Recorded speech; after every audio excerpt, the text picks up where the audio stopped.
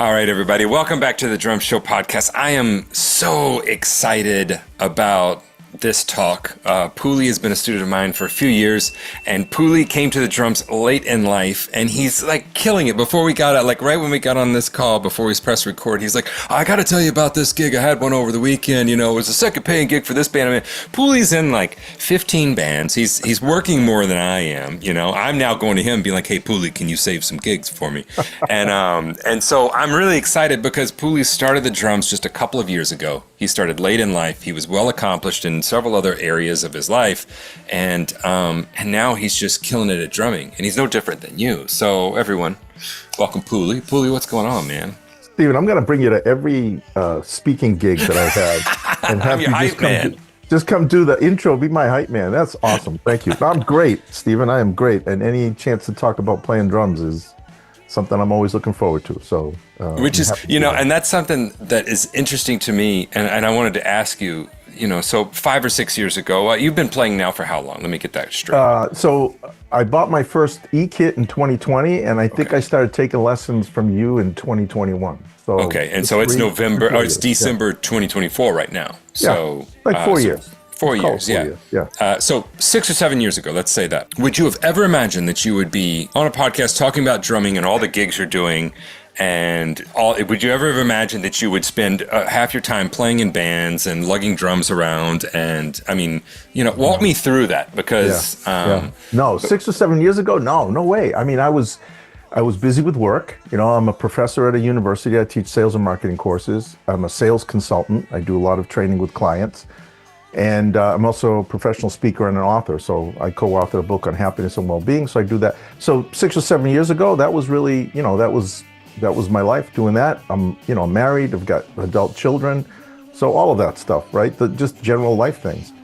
And then COVID hits, which, you know, upends everything, right? And it was during 2020 when, in the beginning of the year, I lost my dad, not with COVID related, just he had suffered from cancer briefly. So I lost my dad, was helping my mom transition, you know, to living by herself. And then by summertime, I was like, I had time, everything was locked down. And I said to my wife, look, if you guys are going to get me anything for my birthday or Father's Day, I want to learn how to play the drums. And she's like, what? And I said, like, I played drums for like 5 minutes. Like in 6th grade, I had a snare drum and I played in the school band. And then I begged my parents in 7th grade to get me a drum set. And I swear, Steven, I played that kit maybe 3 times. Like, I took 2 lessons, I played it maybe 3 times, it collected dust. Got to high school, played football, got involved in other sports, you know, schoolwork. They sold it. They just got rid of it. That was it. That was my brief. And then in the back of my mind, I think I always wanted to get back to it. So yeah, 2020, I got back to it, bought an E-kit, and, you know, just started looking at YouTube videos online, just trying to figure out how do you play this thing and what do I do? And I had no goal about what I was going. I just wanted to see what I could do. You just wanted to play.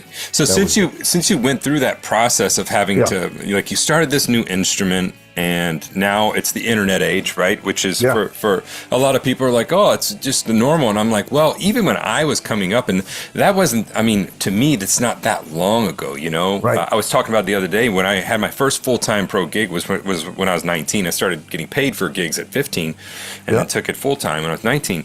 I didn't have a cell phone. You know, that was 2001, 2001. What was I, Richie Rich? No, I didn't have a cell phone. I didn't have all that money. You know, Dick Tracy. You were not Dick Tracy. Yeah, exactly. You know, and so having gone through it with kind of the modern internet age, how did you source? And what were some pitfalls that you would recommend for people to avoid when they're starting the instrument? What did you do that was successful, and what were some things that you wish you would like? That's I wish I a would great have question. this. The problem is the internet has everything you could possibly want on it, right? So, you know, in 2020, I turned 59 in 2021. So 2020 into 2021, I'm an older guy. I worked in technology my whole life, so I was comfortable with technology. But you get online and you're like, learn how to play the drums, and it's like drinking from a fire hose, right? There's a million different people out there with a million different ways of teaching you different things about playing the drums. So I found a few channels. Yours was one of those primary channels that I listened to a lot on YouTube, and just realized at one point Yeah, you can find anything you want, but it's not curated and organized for you to really walk through it over a long period of time to get better at it. So that's when I started thinking, well, maybe I should just sign up for one of these courses and, pay a monthly fee and have someone give me a lesson plan, which is, when we first talked, that was one of the things we talked about was I don't want just a whole bunch of different lessons I can pick from. Tell me what is a tried and true method I can walk through, go, course by course, see my progress, and that, and when I joined the drum shed, that's what I got. I had that path in front of me, plus, having an option to talk with you and other members every week on the Zoom calls. I'm a very social person, so I can't just have the lessons laid out for me. I got to have some interaction with people, ask questions, and just feel like I'm, part of a community, which was the best part of all of it, right? Because then you get to hear that everyone else is struggling with the same damn things you're struggling with. And then you hear that your teacher's struggling with the same thing you're struggling that's with. it. It's like, okay, these are my people, right? And then, also a chance to just talk about your wins. And I know you start every Zoom call with your students with, what are your wins? And at first I think people are a little bit like, well, I don't want to talk about the good things that happened to me. I don't want to sound like I'm bragging. I don't want to sound like, it's all about me. But it's great to be able to say that stuff out loud to people who appreciate it, right? Mm-hmm. You say it, went to an open mic night, played the song for the first time, didn't mess up in the bridge where I always mess up, and people are like, yeah, you go, right? That support plus that, set of lessons that you can just follow and not get lost that's exactly that served me so well, especially that first year. That first year, I think I learned so much in a short period of time. Well, and Pouli is now on several iterations of his lesson plan. When people sign up, some people I have an online drum school. It's been open now for 13 years. We're going on our 14th year, which is crazy to say. So when you sign up, you have the option to find your own way. We've got a pre-made path for beginners, but then I'll also do a personalized lesson plan if that's what you need, if that's, and so some people take advantage of that, some people don't. Well, Pouli has, and then when he finishes one, he comes back to me. So we've actually met in person. He came out to a gig that I did in Boston whenever I came through there. We hung out and had, food and beer, and then, he came to the show, and then we've talked on the phone while I was traveling to another gig. Right. I was like, hey, let's get this lesson plan together. He's like, I'm going to call you. I'm like, great, let's do that, Yeah. Right. So he definitely has plugged in, and I think that's the biggest thing, no matter the age that you're starting, but especially later in life, is don't try to be a master at everything. You have to really become specific and go, okay, this is the path that I chose. I'm going to keep going with it, and I'm just going to mark it off. And it's very important that we check those things off. It's very important that we see those daily wins, and think about those instead of thinking about all the bad things that wouldn't happen, because you're going to attract what you're thinking about, right? So you're thinking about all the mistakes, you're going to attract more mistakes. That happens to me all the time when I'm gigging. If I can't leave that mistake, I'm going to make another one, And so you start thinking about those wins, and it's just this, snowball effect. So how long were you playing? Because I'm huge on getting people to play with other musicians. Oh, with other people. I know. Yeah. We talked about this a lot. And I think I hesitated a little bit in the beginning. I'm like, I can't go play with people. Like, who's gonna want me to play with them? But it was 2022. So, like a year after I had started taking a little more than a year after I started taking lessons, I had an opportunity to go play with some friends at an open mic night. And the way that all came about was a bunch of us were having dinner. We were all friends from elementary school. I hadn't seen these guys in like 30 years. And two of them have been in bands their whole adult lives. So Bob and Dan, thank you very much. And we were sitting there chatting, and they said, what have you been up to all this time? And blah, blah, blah. And I said, I just started playing the drums. It's a little hobby I picked up. And, we're all like 60 at this point. And they said, have you played out in front of people? I go, oh, no, no, I haven't. And they said, well, and Bob says to me, well, I go to this open mic night every Thursday. It's not too far from your house. It's about 20 minutes. And he said, maybe we should meet there sometime and you can play. And I'm like, well, I don't know if I'm really ready to get up on stage and play in front of humans, right? But Dan and Bob both offered to come to my house and just jam with me. So they, a bunch of Saturdays in a row, we kind of just got together. We picked a bunch of songs. I got comfortable with it. I went to the open mic night without intending to play one night, just to watch, which was great. I kind of watched the whole flow, like where do you sign up and how do they throw people up on stage and how do they put people together? So I will, not to interrupt you, but anybody that's going to go to an open mic, and I encourage all my students to go. Matter of fact, George went to one not long ago. He's another student of mine, George Quinlan, and he went to one in another country. He was visiting. He's like, nobody will ever see me again, so I'm going to finally do it. And then he came home and immediately went to a couple more. He had so much fun. Yeah. But the biggest thing you can do is exactly what you got to do: reconnaissance. Yes. You go before you, and you like take notes. You're like, what's happening? Who's the bass player? What do they like? What kind of drink did they get? What did that person do that pissed them off? It's, right. Yeah, look, and that first night when I was just watching, I had a little notebook with me, and I was just writing down the names of all the songs that people were playing, and I just kept track of all this, because I figured, all right, in a few weeks when we come back, I'll get a chance to play the songs I know that I've practiced with my pals, but maybe I'll get a chance to hop on stage and play a few more songs, and I need to be ready for that. So I think it was like a week after that, or 2 weeks after that observation, that surveillance, night, we get there and we sign up as a group, so they would put us all up on stage together. I had my wife there, my kids, I had friends. So it was not just playing in front of a bunch of strangers. No pressure. I put all this freaking pressure on myself to actually be good. This is not the way to do it, y'all. Go by yourself. So maybe not do that the first time, right? And then it was awesome. Like, it was awesome. Like, the music was great. It sounded great. We got a lot of great feedback. And one thing you told me early on when you were talking about you learning how to play live and working for a living as a drummer was someone had taken you aside at one point and said, dude, you got to get people dancing, right? If they're not dancing, it's your fault because you're the drummer. And I just remember looking up, like, during the second song, I think we were playing like Pump It Up by Elvis Costello. And I looked up and there were people on the dance floor dancing. And what you said about that, get people dancing, I thought, look at me. People are freaking dancing and I'm playing the drums. I'm doing the thing, Right? I'm doing the thing. And That's awesome. It was such a positive experience. And then the weirdest thing happened later in the night, that same night, a guy came up to me and he said, are you guys a band? And I said, no, it's just some buddies of mine. This is my first time I've ever played in front of anyone, on the drums. He says, oh my gosh, I thought you guys were tight. You sounded great. I thought you were in a band. And he says to me, do you want to come play with my band next week? I'm like, what do you mean? Like, do I have to pay you for this? Like, what do you mean come play with your band? And he said, he goes, we play out at this place every Friday, and my drummer is always happy to let other people sit in for a couple songs. So if you want to come and play a couple songs, let me know. And I'm like, okay. And that little confidence from playing really well that night allowed me to just look at him and say, sure, where do we want to play? We picked a couple songs. And so for that next week, I kind of worked on those. And this is one of these guys that, he's great at networking, right? So he's always like pulling people up on stage. And I showed up, and in the second set, he comes over and he says, all right, you're up. You play a couple songs with us. And there I was, like a week later, playing in front of a whole other audience with professional musicians on stage. Played a couple songs. It was great. And then I was really hooked. I mean, then it was like, okay, I got to keep doing this. So well, and you said something that I think is super important.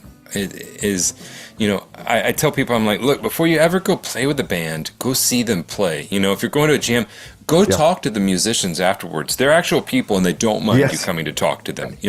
Right. And talk to them and find out their names. Introduce yourself. Oh, I'm kind of new in town. Networking is the biggest thing. I was talking to my son Jackson. You met him before, and he's like, yeah, I'm trying to put a band together, but I don't know, many musicians. And I said, well, do you know of anybody? He said, not any of my friends play instruments. I said, do you know of anybody that plays an instrument though? He said, yeah, I mean, there's this guy that is like, he's kind of around, but I don't really know him. And I said, well, that now you do. I said, that's your musician. I said, all my friends in high school, I would walk up to him and go, I said, I heard you played bass. Yeah, I said, oh, okay, we're going to be friends now because I'm a drummer and you're a bass player, and let's go. Yeah. Exactly. I just met with my old bass player for my first band when we did a gig in Dallas, Texas. We went and had breakfast. So I got to, we relived, and here we are so many years later. Yeah. And that friendship, look, the gig I just got was on the road for a year and a half that you came to. Yeah. The bass player and I just casually stayed in touch. The last message I had from him was him sending me a picture of him standing beside this horse. They got a horse farm up in Wisconsin. Johnny's a great guy. He and I had always gotten along real well. And I always felt like we would do some form of music again together. I told my wife, I said, I don't really know what that's about. I'm just going to kind of put it on the shelf here, but I have a feeling Johnny and I are going to get into some trouble later. And we did. And we got into bus wrecks together, and it was a year and a half of trouble, and we had a blast with it. And but that's the thing. He just remembered me. He's like, oh yeah, Steve. And he remembered that we got along, and he, so that piece of it is just talking to people, One of the things I try to teach my students at Bentley is life is about the people you know, right? It just, and people are a lot friendlier than most people think, right? Mm-hmm. And if you just strike up a conversation over some shared interests, what could be better than a shared interest around music, right? So I go to this open mic night. I was hooked. I went to that open mic night just about every Thursday for 3 years. Actually, I was there. They actually discontinued it about 3 or 4 months ago. They just decided not to run it any longer. But I started going every Thursday night. And if anyone's, kind of listening to the podcast and wondering, beyond just going and playing at an open mic night, what else can I do? Here's what you can do. I started going a half hour early and helping the host set up the drums because he had so many other things to do. Setting up the drums was the last thing on his mind. So I just started showing up, helping out, helping him carry the drums, get it all set up on stage. By doing that, I started to meet the other drummers that were regulars, right? We started chatting. I learned a little bit from them. Then, as I said, I went there every Thursday night. So I would get up and play at least 3 songs because it was always like 3 songs at a time. And I would make a list of every song again every week. And I would pick songs that I like to play so that the next time I got up on stage with 3, when you get up. So here's the other thing about open mic night. If people haven't done one, if it's a kind of open mic night where they just throw you up on stage and say, here's a bass player, here's a guitarist, maybe 2 guitarists, here's someone who can sing and a drummer, go play some music. You get up on stage and you're looking at each other like, all right, what do you want to play? Right? Because you don't know each other. So I always felt like in the beginning, I was sort of the weakest link, right? Because I hadn't played for very long, probably didn't know as many songs as all of them. And I would just say, how about we play Born to Be Wild? And they'd be like, yeah, all right, let's play that, right? Because I knew how to play it. Yeah, it's such a power move, y'all. Look, being able to go on stage and when they ask, what do y'all want to play? Don't just sit back there and try to be cool. Like, I don't know, man, whatever you guys want to play. Because they're going to pick something you don't know. Exactly. Be the person that's like, how about Sweet Home Alabama? Right. How about Shook Me All Night Long? And every time somebody says no, you just spit out more. You just keep going with songs. Just keep adding to the list. That's all I did is I just kept adding to the list. And one night I went and watched so a bunch of the guys open mic night are in a band, and I went and watched them gig one night. And afterwards, the bass player and I were pretty good friends. And I said, hey, send me your set lists. I want to see what music you play. And I used that as a list of music to keep learning because 2 or 3 of those guys are always at open mic night. So again, you get up on stage, you're like, what do you want to play tonight? I'm like, how about Can't Get Enough? Oh yeah, we love that song. Okay, right? So that then gives the drummer, at least it gave me a lot more confidence that if I'm calling out songs I think I kind of know how to play, I know it's going to go pretty well. And in those times, there were other times when I'd get up on stage and someone would say, yeah, let's play whatever, play a song. And I'd never even heard it maybe. I rip up my iPhone, get on Spotify real quick just to hear how does it start and maybe if I can pick up the groove. And then after that, if you're playing with musicians that are good enough, especially bass players, there was one bass player in particular who was a professional touring bass player. His name is Jeff Murfitt, and he tours with the Joe Louis Walker. So he's ridiculously good. He just would whisper over to me and kind of give me the nod. And I knew when he was transitioning into verse and chorus and all the rest. And I could get through some songs really easily in that case. But and that's got to be ready. This kind of couple things to point out is, whenever you meet people, you don't just meet them, but you actually let them know that you would be available. You are looking for this thing. One of the things when I got the most recent call from Johnny is he said, we've gone through everybody that we kind of was front of mind. He said, so then we sat down and we were like, well, wait a second. Who maybe we forgot because we haven't seen them in a while, or they came off the road and we didn't call them because we thought maybe they wouldn't do it. And that's when my name came up because I came off the road years ago. And he said, I don't even know if you're interested. But because I was able, when he told me that, I said, yeah, I'm interested. Let's do it. So putting out there to people, hey, I want to do this. This is something I desire to do. I'm looking to play out. They're going to remember that. And then the other thing is, you'll hear Pouli talk about how much music he's learning. And the quicker I can get people to learn music, the better. And the quicker you can have a system for quickly learning it. I just released a course called Song Accelerator. And I got tired. I don't want to say that. That sounds like I don't want to. I did get tired. I was teaching the same thing to individuals. I'm like, okay, what are you doing? You can play all these parts in the song. I can't remember the song. I'm like, okay, get a sheet of paper. I'm going to show you. And we go through song form. I show them how to make a quickie chart, and they're all like, well, I can remember it now. I'm like, exactly, you can remember it because so getting a system for being able to memorize those songs, being able to recall them very quickly is super important. That's huge. That's huge. And I've got a folder in Dropbox with about 220 songs that I've charted myself by hand. And again, 5 years ago, if you said to me, Pouli, you're going to be charting songs and you're going to know song structure, I would have said, you're nuts, you're crazy, I don't have time for that.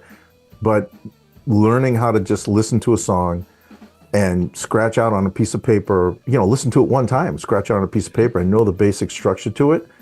The other thing I've learned about doing it that way is it's almost never about playing it exactly as it is on the album or the recording because I'm not in a tribute band, right? I'm just trying to be a drummer in a cover band. We're playing music that people know and that people want to dance to. If there's an iconic fill or an accent, you got to learn that piece of it. But 99% of the time, solid groove, know when the verse switches to a chorus, are you going from a hi-hat to a ride? Those little things that you don't really think about too much, but you can hear it when you break down a song like that.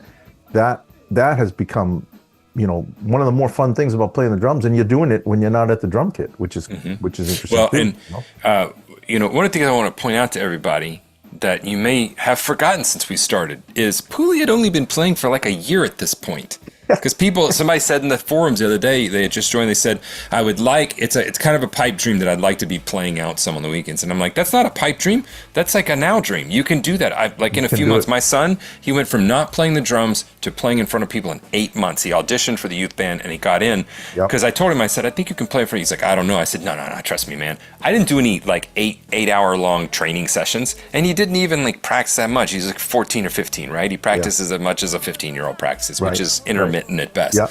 But he was able to do it because it's just a simple process, and the quicker you can get to doing that, the better. You're not.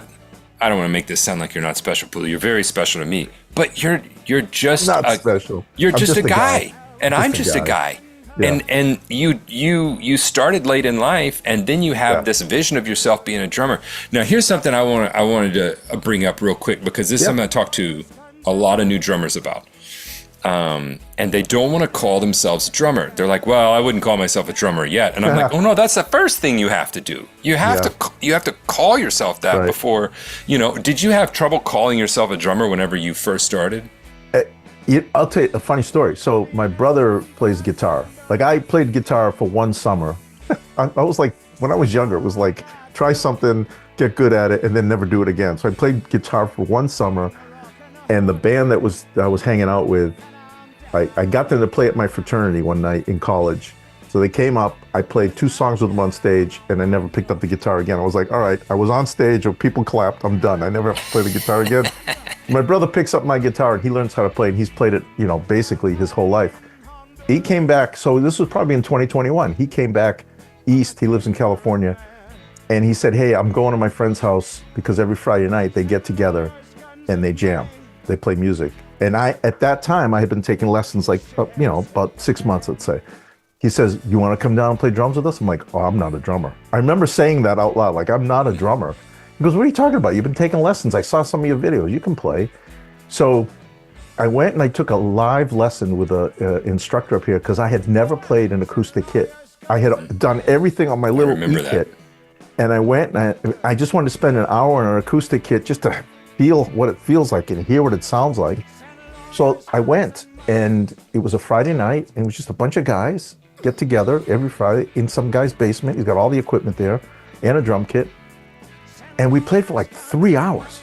And I thought, on the way home, with my ears ringing, because I don't think I had enough ear protection that one night, I thought, A, got to buy some earmuffs tomorrow, and B, I am a drummer because I was playing with a bunch of guys that had played for their whole lives, and I was keeping up. I was messing up, but I was keeping up. And that was the moment where I thought, I could do this. I could be a drummer, and I want to be in a band, because just playing along to music tracks wasn't enough at that point. It was like, I loved the interaction with everyone.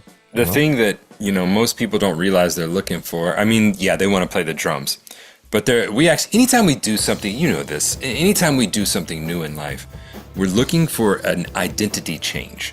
So we want to, so let's say Kelly and I got married. I went from being her boyfriend to her husband. I proposed to her because I wanted the identity of her husband. Same thing as when I went to be a father.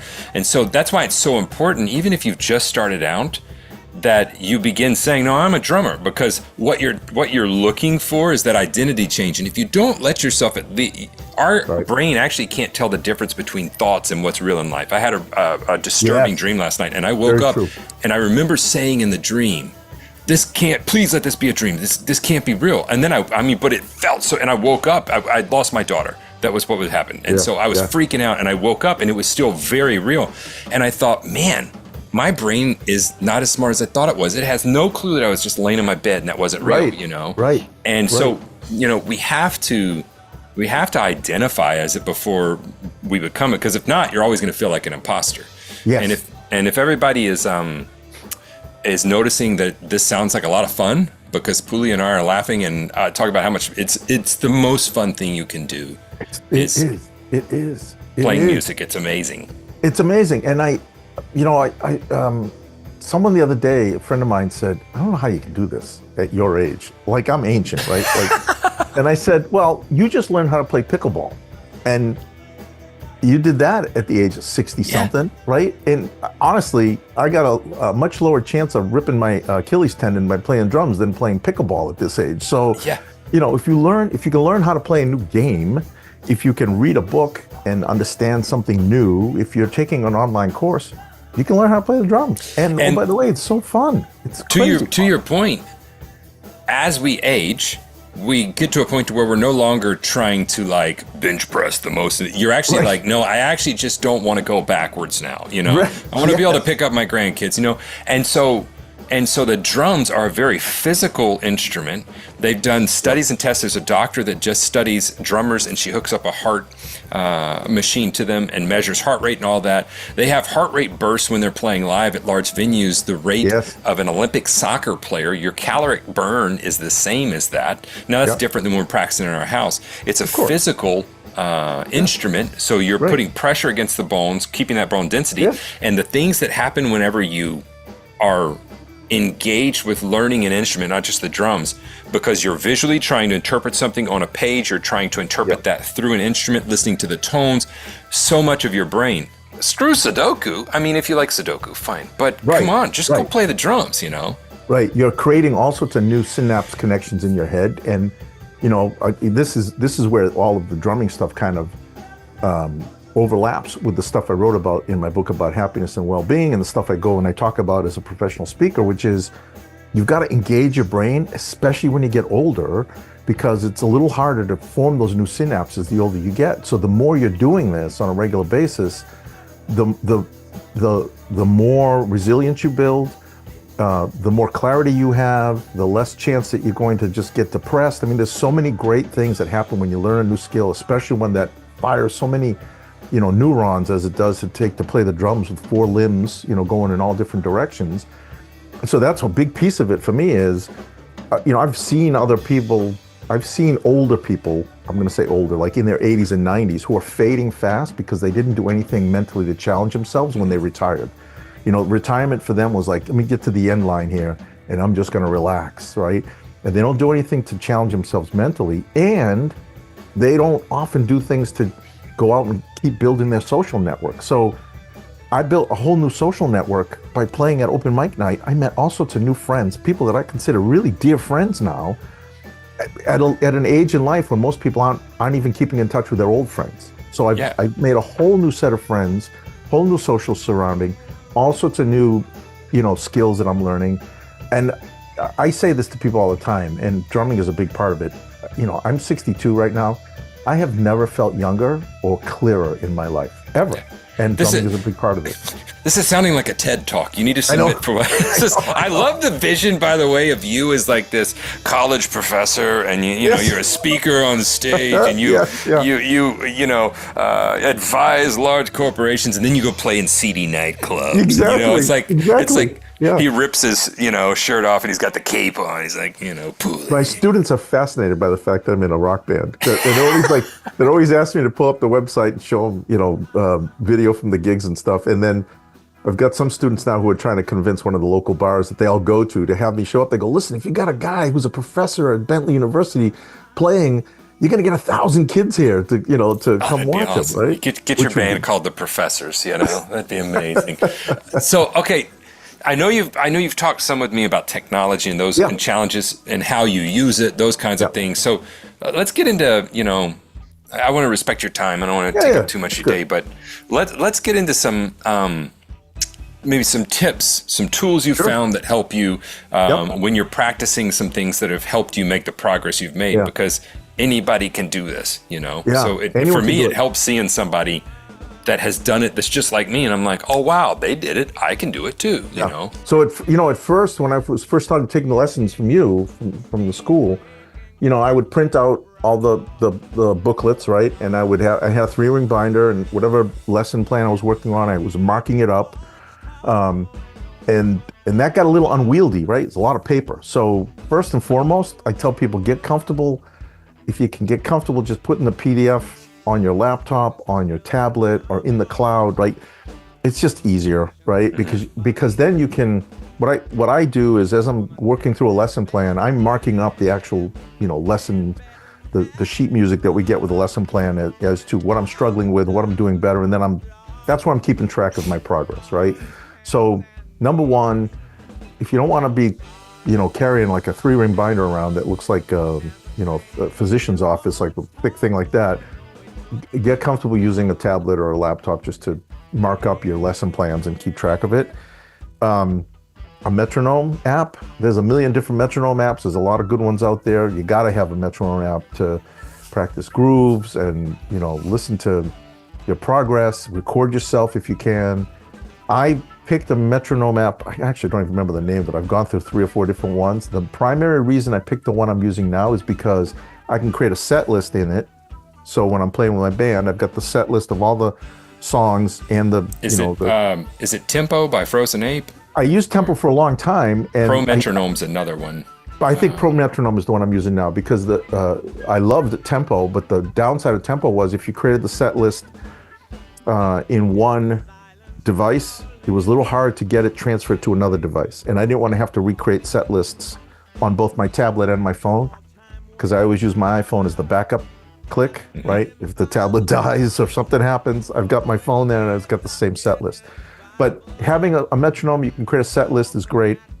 And also a metronome, Benny Greb has one called Gap Click, which it'll give you gaps in the groove so you can see if you're coming back on time for practicing, right? So, I think that's like a core technology thing you have to have is a great metronome. My buddy was he's a great drummer, and he's a computer guy, and so he thought he wanted to find a way to help his timing. So he was telling me, he said, so I created this program that when I'm playing to a song, it automatically randomly mutes the song for a couple of measures.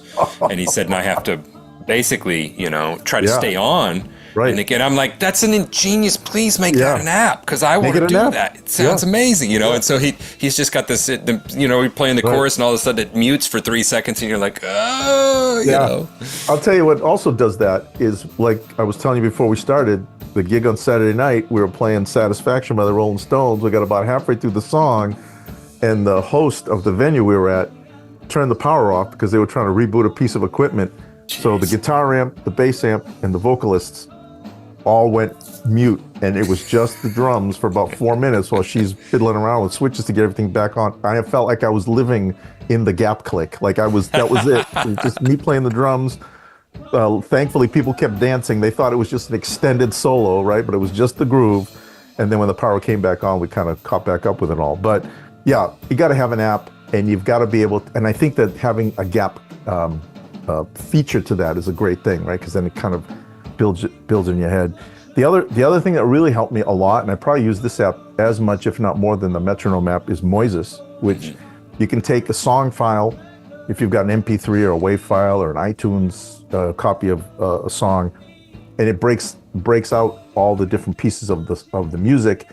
I use it two ways. One, I use it to play the song without drums, so I just turn it on and mute the drum track, and I play the drums along with it. And I do the reverse. If I'm trying to figure out what the drums are doing, I mute everything and just listen to the drum track, and then I can transcribe it. You can speed it up and slow it down. I often do slow it down and play along to it with the song slightly slower, because I find that when I'm in a live situation, sometimes I rush a little bit. I'm working on that. Like, I feel like sometimes I'm rushing. So if I'm practicing at a slower tempo, if I do rush a little bit, maybe I'm averaging out and I'm at the actual tempo of the song, right? So here's an insider tip from me in terms of Moises. A great way to use Moises to prepare to play live with other humans is to use Moises with live versions of the song or cover band versions of it, because they're not perfect.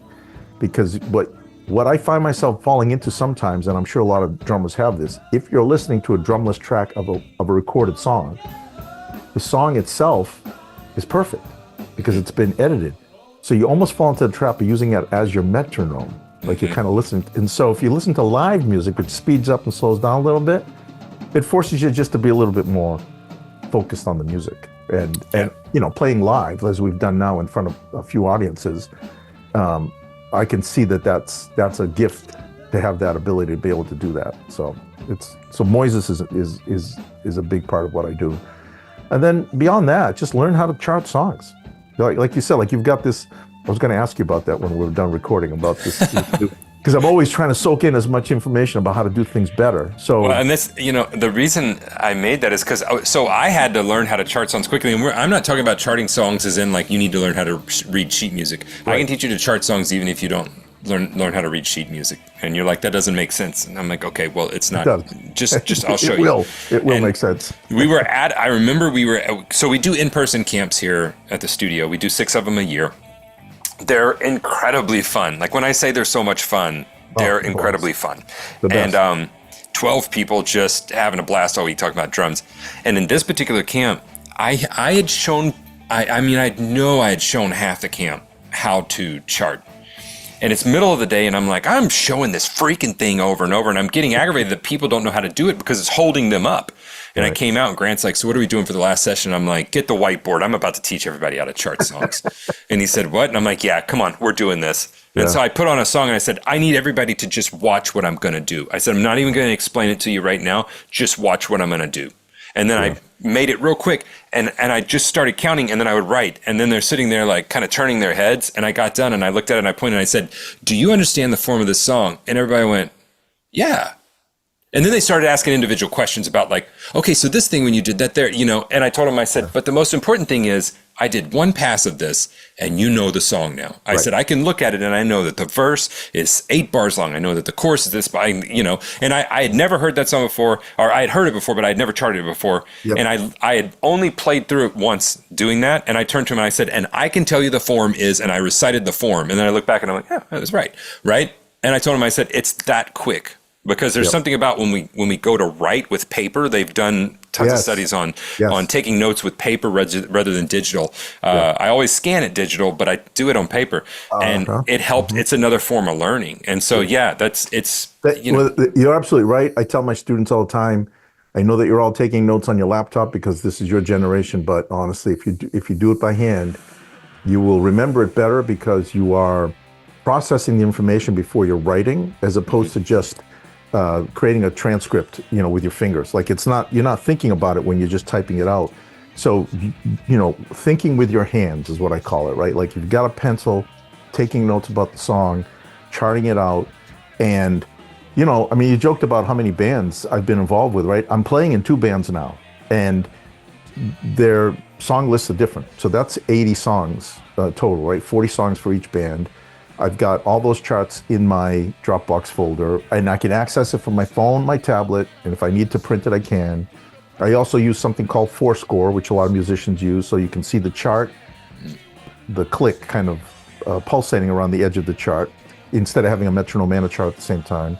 But the thing is about being like in a band and knowing the song structure, what I find often is that if the vocalist gets confused or the guitar player is not quite sure how long the solo is, some solos go on forever and they're like, I don't even know when to end. I can always look at that chart and say, well, according to my notes, that solo is 32 bars long. And when we get halfway through, I'll crash. When we get 8 bars from the end, I'll crash and do a little fill for you. And then I'll do a 4-beat fill for you before we end the solo. You'll know when to go. So in terms of being like in a band, sometimes what I didn't realize was the importance of the drummer as sort of the keeper of the song form. Like, we're there very often to let people know this is coming next. Listen for me. I'll count it out either out loud or I'll do something and key you in. And that has been a little bit of an eye-opener for me because, again, I've been doing this very long and I kind of feel like I'm the new guy and I'm telling you how long the solo is. But right. They're not going to count it, right? So somebody's got to count it. Someone's got to count to 8, 7 times. That's what we do, right? That's Exactly. that's our magic. That's our special skill. Well, man, I let's wrap this up with if you were going to leave. I don't want to say people of your age, but later in life, I call those late learners. Yeah. People later in life that are learning a new skill and instrument. Maybe you're learning the guitar. We don't know. Man, how did you wind up on this channel? I don't know, but maybe you're going to be a drummer now. So you're learning a skill late in life.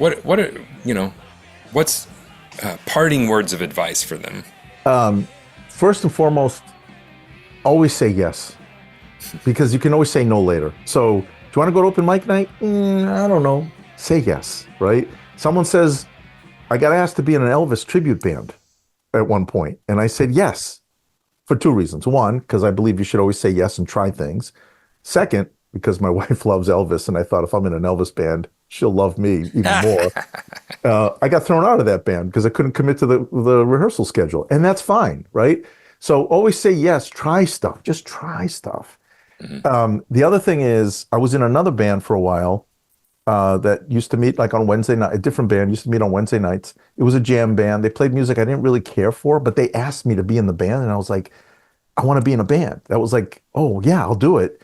And after about a month and a half, I'm like, I don't really enjoy this music, and I'm struggling, and I'm spending time getting ready to go to rehearsal. So this is when you have to say no. Like if and I was fine. They loved me. They thought I was great, but I got to a point where I was doing it well, but not necessarily enjoying being good at it. And I said, guys, I'm going to step away from the band because it's not quite what I want to be doing and where I want to spend my time. And they were fine. They were fine with it, right? And then that led to the 2 bands that I'm currently in, like that I'm playing with and playing out with. So that to me was like another thing, which was say yes, just go try it. Don't feel like you got to be perfect. Nobody expects that, especially if you're older, right? And it's kind of cute. People think like, oh man, that's great. You're an old guy learning how to play the drums. They find me cute. They're like, this is great. How funny is this? You're in your Renaissance age, right? I'm in my Renaissance. This is like, this is not the end. So this is my retirement plan, is to always be in a band and just play out no matter what I do the rest of my life. That's amazing. Well, Pouli is a guy that I constantly point people to and say, look, you got to check this guy out. I have several students I point them to, and it's not because they're doing something that you can't do. It's simply because they grabbed the bull by the horns and they said, right, I'm going to do this. It's fun, and they just did the next most logical thing. So exactly. Pouli, there's nothing special about how I play drums. I just play the drums. I'm a drummer, to your point. I'm a drummer. I'm an intermediate drummer who's in a couple of bands, and I just love playing. That's it. Yeah. And that's what I love about you, man. And thank you for taking the time to talk to me about it. And it encourages me. After we get off here, I'm going to go practice the piano, and then we'll get on the drums. So there we go. I'm going to go downstairs to the E-kit and put about an hour's time in as well. So awesome, man. Well, thanks for coming on. Thank you, Stephen.